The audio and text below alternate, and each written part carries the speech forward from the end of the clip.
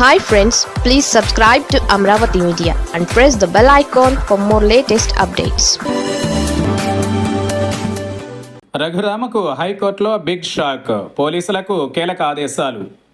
ఏపీలో assembly deputy స్పీకర్గా ఉన్న టీడీపీ ఎమ్మెల్యే రఘురామకృష్ణంరాజుకు ఎదురు దెబ్బ తగిలింది.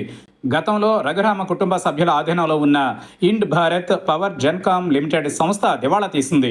దీంతో జాతీయ లా ట్రిబ్యునల్ నిర్వహించిన వేలం ప్రక్రియలో దీనిని అగతా ఎనర్జీ ఇన్ఫ్రాస్ట్రక్చర్ సంస్థ 101.42 కోట్లకు దక్కించుకుంది. నిబంధనల ప్రకారం రఘురామ కుటుంబ సభ్యుల నుంచి దీనికి సంబంధించిన సొమ్ము వసూలు చేసుకునేందుకు కొత్త సంస్థకు అవకాశం ఉంది. అయితే ఈ సొమ్ము కట్టకుండా పాత ఫైళ్లు ఇవ్వకుండా రఘురామ తన మనుషుల్ని పంపి బెదిరింపులకు దిగుతున్నారని అగతా ఎనర్జీ సంస్థ చైర్మన్ డైరెక్టర్ మాదల శ్రీనివాస్ పోలీసులకు ఫిర్యాదు చేసేందుకు ప్రయత్నించారు. అయితే పోలీసులు రఘురామకు వ్యతిరేకంగా కేసు తీసుకునేందుకు నిరాకరిస్తూ వస్తున్నారు. దీంతో మాదల శ్రీనివాస్ హైకోర్టును ఆశ్రయించారు.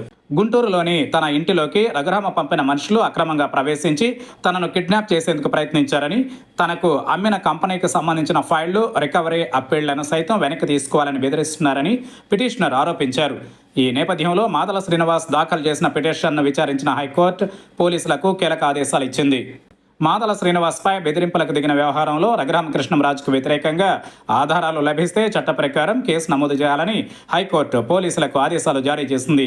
తగిన ఆధారాలు ఉంటే కేసు నమోదు చేయాల్సిన బాధ్యత పోలీసులపై ఉందని హైకోర్టు తెలిపింది. ఈ మేరకు తమకు పూర్తి వివరాలు సమర్పించాలని పోలీసుల్ని ఆదేశించిన హైకోర్టు తదుపరి విచారణను 4 వారాలకు వాయిదా వేసింది. మరొక వైపు హైకోర్టులో దాఖలు చేసిన పిటిషన్లో మాదల శ్రీనివాస్ తనకు రఘురామకృష్ణంరాజు నుంచి ప్రాణహాని ఉందని, తనకు 2+2 పోలీసుల భద్రత కల్పించాలని కూడా కోరారు. దీనిపై తదుపరి విచారణలో హైకోర్టు నిర్ణయం తీసుకునే అవకాశం ఉంది.